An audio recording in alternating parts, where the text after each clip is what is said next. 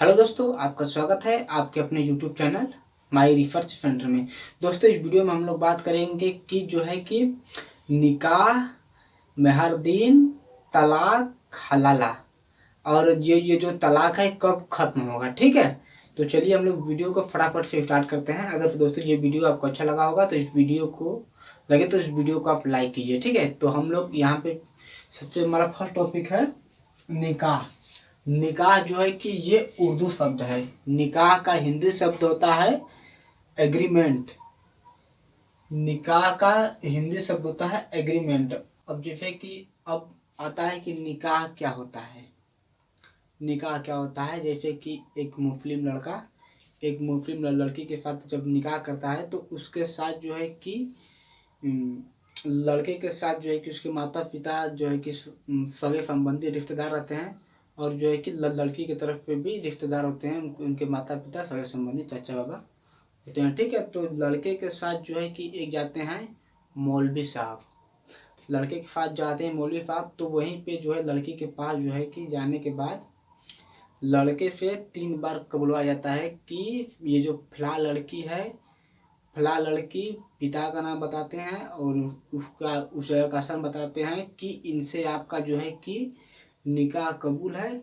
तो अगर फिर लड़कों को कबूल रहेगा तो वो बोलेगा कि हाँ कबूल है। ठीक है, अब इसी तरह 3 बार कहेंगे मौलवी साहब उस लड़के से, तो वो लड़का कहेगा कि कबूल है, तो लड़के की तरफ से मान लीजिए कि निकाह मतलब कबूल हो गया। अब जाएंगे मौलवी साहब लड़की के पास। जब लड़की के पास मौलवी साहब जाएंगे तो वहाँ पे जो है कि लड़की एक पर्दे में रहेगी, और मतलब कि लड़के के जो है पक्ष से 4 गवाह जाएंगे लड़की के पास। तो जो कि लड़की वहाँ पे रहेगी, तो अब मौलवी साहब जाके उस लड़की से कहेंगे कि ये फला लड़का है और इसके पिता का ये नाम है, क्या आपको इनसे निकाह कबूल है। तो वो लड़की को अगर फिर कबूल रहेगा तो वो लड़की कहेगी हाँ कबूल है। अगर फिर वो लड़की कहती है कि ये निकाह हमें नहीं कबूल है, तो वो जैसे कि वो निकाह नहीं होगा। ठीक है, तो इसी प्रकार जो है कि 4 गवाहों के द्वारा जो है कि 4 गवाह वर पक्ष की तरफ रहेंगे और 4 थे जो वधु पक्ष की तरफ रहेंगे गवाह जो है। तो उन गवाहों के द्वारा जो है कि साइन करा लिया जाता है एक तो पेपर की तरह, उसी को एग्रीमेंट बोलते हैं। ठीक है, अब आता है हमारा जो है कि मेहरदीन। मेहरदीन को हम लोग सिक्योरिटी मनी बोलते हैं। जैसे कि अगर फिर कोई मतलब कि लड़का हुआ, अगर फिर किसी लड़की को तलाक देता है या उसको छोड़ता है, तो अगर फिर लड़का लड़की को छोड़ेगा तो वो उसको मोहरदीन के रूप में कुछ पैसे दे सकता है, जैसे कि 4,000, 5,000, 1,00,000, 2,00,000 जितने भी। अगर फिर मेहरदीन जब निकाह होता है तभी वहाँ पे एग्रीमेंट के तौर पे लिख दिया जाता है कि आपको जो है कि इतना आपको जो है कि मेहरदीन उस लड़की को तलाक देते समय आपको देना होगा। ठीक है, तो यहाँ पे अगर फिर लड़की लड़के को तलाक देती है, अगर फिर लड़की लड़के को जब तलाक देती है तो मेहरदीन की राशि लड़का लड़की को नहीं देगा। अगर फिर लड़का जो है लड़की को तलाक देता है तो मेहरदीन की राशि उस लड़के को लौटाना पड़ता है। ठीक है, अब आता है हमारा तलाक। अब आता है हमारे यहाँ पे तलाक। तलाक को 3 भागों में मतलब कि बांटा गया है। तलाक ए अहसन, तलाक ए हसन, तलाक ए बिद्दत। ठीक है, तो तलाक अहसन जैसे कि अगर फिर कोई लड़का जो है कि लड़की को तलाक देता है तो पहले बार बोलेगा तलाक। ठीक है, एक बार बोलेगा उसको तलाक। अब फिर अगर फिर 1 महीने के बाद अगर फिर उसको मतलब कि वो चाहता है कि हाँ मुझे अब उसको तलाक देना है, तो वो लड़का जो है कि 90वां दिन जाके बोल देगा तलाक, तो वो जो शादी हुई वो ख़त्म हो जाएगी। ठीक है, अब यहाँ पे आता है तलाक अहसन। तलाक अहसन का मतलब हुआ कि 30 दिन मतलब आज दिया तलाक, मतलब जब तलाक देगा तो उस समय गवाह हुआ रहेंगे, मौलवी साहब रहेंगे। तो आज दिया तलाक, फिर 30 दिन के बाद देगा तलाक, फिर 30 दिन के बाद, यानी कि ये तलाक हसन 3 बार दिया जाता है। अगर फिर 3 बार के अंदर अगर फिर उन दोनों अगर फिर लड़का लड़की के अंदर अगर फिर जो है कि ये हो गया कि नहीं मुझे तलाक नहीं देनी है, हम दोनों एक साथ रहना चाहते हैं, तो वहाँ पे ये दोनों एक साथ रह लेंगे। वो अगर लड़का कहेगा कि नहीं मुझे जो है कि तलाक मुझे उस लड़की को नहीं देना है, तो यहीं पे वो तलाक खत्म हो जाएगी। अब आता है तलाक़े बिद्दत। तलाक़े बिद्दत क्या था कि एक ही बार में तलाक तलाक तलाक 3 बार बोलने पे जो है कि ये जो तलाक था, जो शादी थी वो टूट जाती थी, ठीक है।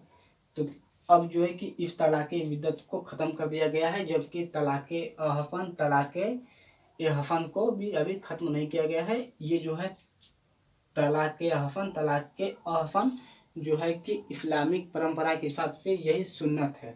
और ये जो ये है ये तलाक़े बिद्दत ये 12वीं सदी में आया था, ठीक है।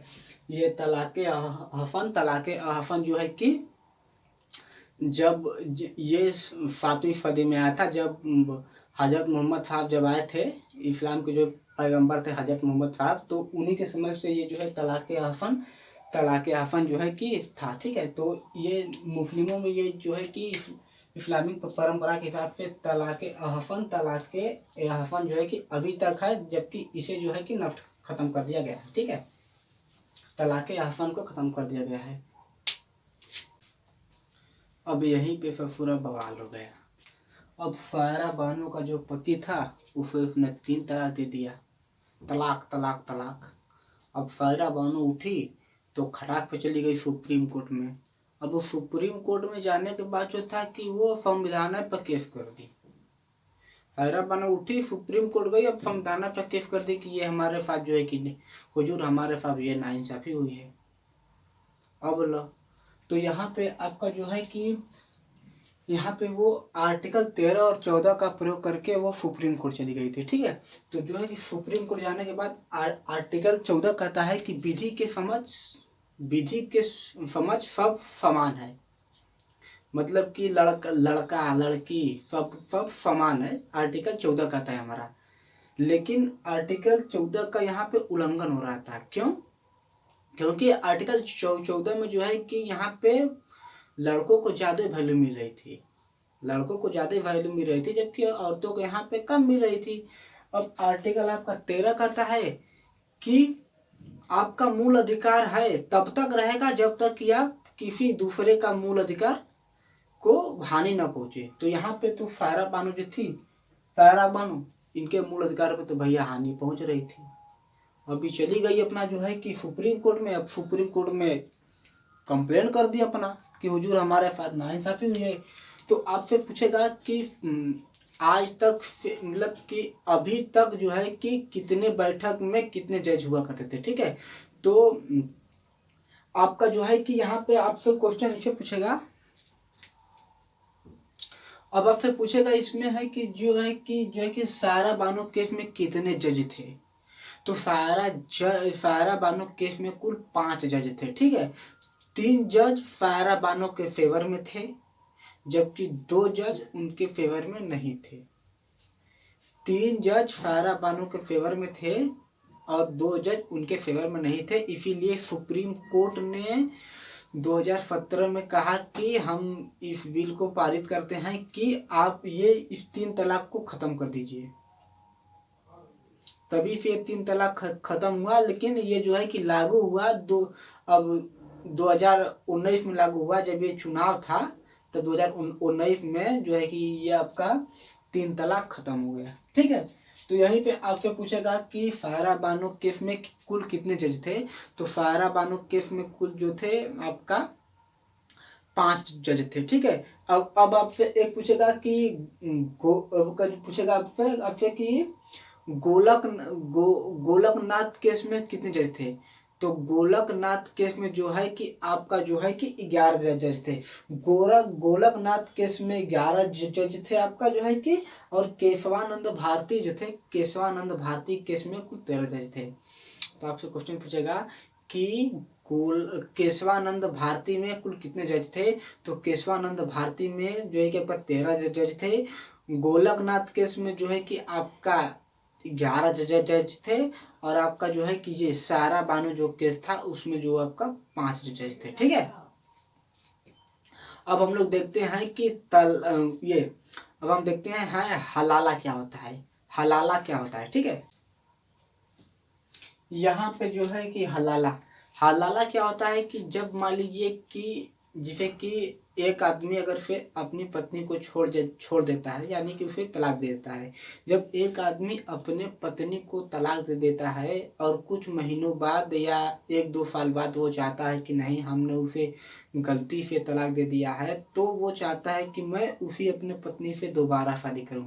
तो इस इस्लामिक परंपरा कहती है कि तब यहीं पे काम आता है आपका हलाला।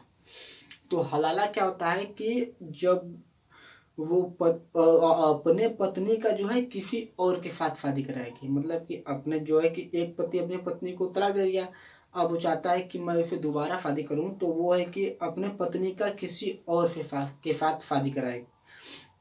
शादी कराएगा, ठीक है। तो वहीं पे जो है कि वो किसी और से शादी कराएगी, फिर वो जो है कि अगर फिर वो पति जो है कि अपने पत्नी का जब वो दोबारा शादी कराता है, तो वो जो दूसर का पति था, अगर फिर वो उसको तलाक दिया तब जाकर के ये अपने पत्नी से दोबारा शादी कर सकता है। इसका मतलब कि जैसे कि हमने अपनी पत्नी को तलाक दे दिया, अब हम चाहते हैं कि हम अपनी पत्नी से जो है कि दोबारा शादी करें, तो हम अपने पत्नी का किसी और के साथ शादी कराएंगे, ठीक है। हम अपने पत्नी का किसी और के साथ शादी कराएंगे। फिर अगर फिर वो चाहता है कि अगर फिर वो मेरी पत्नी को तलाक दिया तब जाकर के हम उससे शादी कराएंगे। तो यही होता है यहाँ पे हलाला। तो हलाला के लिए लोग बूढ़े बुजुर्गों का प्रयोग करते थे। जैसे कि 70 साल हुआ, 80 साल के जो बूढ़े हो गए, तो उस समय उन लोगों के पास हलाला के लिए आदमी जाते थे, और वो जानते थे कि ये बूढ़ा आदमी है, ये मतलब कि अगर फिर उससे हलाला करता है तो उस बुढ़े को कुछ पैसे दे दिया जाएगा, और वो है कि मेरी पत्नी को फिर दोबारा दोपहर के दिन वो मतलब आज हलाला कराया, आज उसकी निकाह करे, दोबारा उसको तलाक दे देगा, फिर वो अपनी शादी कर लेंगे, ठीक है। तो यही होता था हलाला। अब आता है कि ये तलाक कब खत्म हो जाएंगे, सभी तलाक जो है कब खत्म हो जाएंगे।